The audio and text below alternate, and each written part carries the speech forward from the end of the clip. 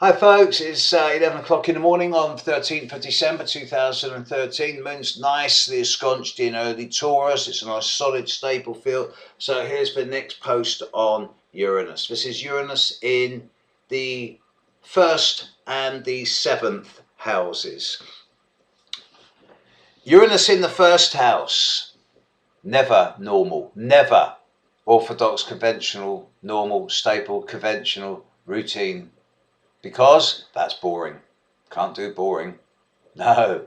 Uranus in the 1st house, idiosyncratic, eccentric, eclectic, unusual, odd, strange, different, weird.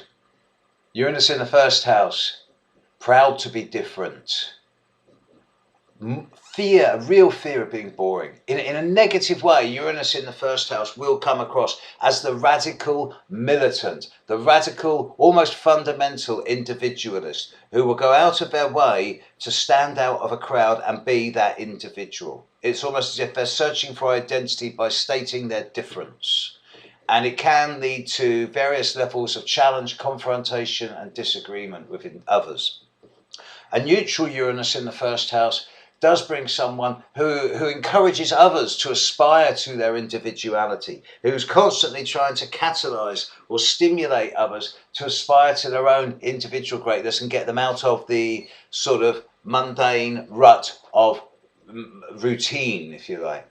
And a positive Uranus in the 1st house is someone who's always going to be on the lookout for more innovative, original, novel, stimulating ideas, who's got a futuristic approach to life and who's always going to be one step ahead of technological revolutions and the opening of new ways of seeing into the future. Very futuristic position.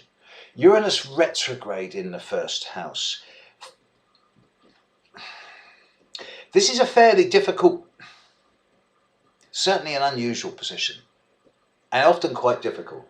Uranus retrograde in the 1st house, regardless of how it's aspected, can come across as someone who will seek to use the world as their playground or their sort of training ground. But things don't happen to them, they happen around them. But it's almost as if they are detached and impersonal and apart from the world. They're not alone, they're not lonely, but they are alone. These are the people that can be alone in a room full of people. Uranus in the 7th. Well, the 7th house is all about one-to-one relationship patterns. So straight away you think Uranus, relationships, ooh, dodgy.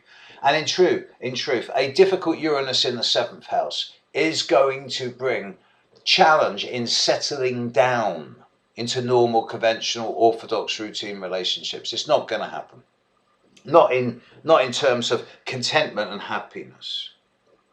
But a difficult Uranus in the 7th house can have good relationships, but there needs to be considerable running away from people and running back to people at a fairly regular basis to keep it alive. A neutral Uranus in the 7th house is someone who really values the concept of autonomy, as in freedom, within the confines of a committed relationship. Where partner turns to partner and they say to each other, look, I love you, I trust you, do what you want, when you want, with whoever you want, just tell me the truth. Because if you're given that freedom, you're never going to abuse it. But the second anyone says to you, you can't go out with him or her or do this or that, then that's a red rag to a bull. You'll do it because you're told you can't. A positively aspected Uranus in the 7th house indicates that your personal attitude towards relationships is very libertarian, quite unorthodox, very social and community orientated, and that your lover stroke partner needs also to be first and foremost a friend as much as a partner. And it also suggests that you and partner can actually work together in very unusual ways which beneficially affect the lives of many people around you. Retrograde Uranus in the 7th house is often, when younger, the individual who will drift from relationship to relationship, not knowing what they're looking for, but finding out in the first 40 years what it is they don't want. In the second half of life, these are the people who will tend to settle down, not so much into routine conventional relationships, but more into eclectic and unusual relationship patterns, which nevertheless do bring a degree of stimulus and, dare I say it, adventure. Uranus in the 1st and 7th house, folks. It's all about the relationship with yourself and with others. Catch you later.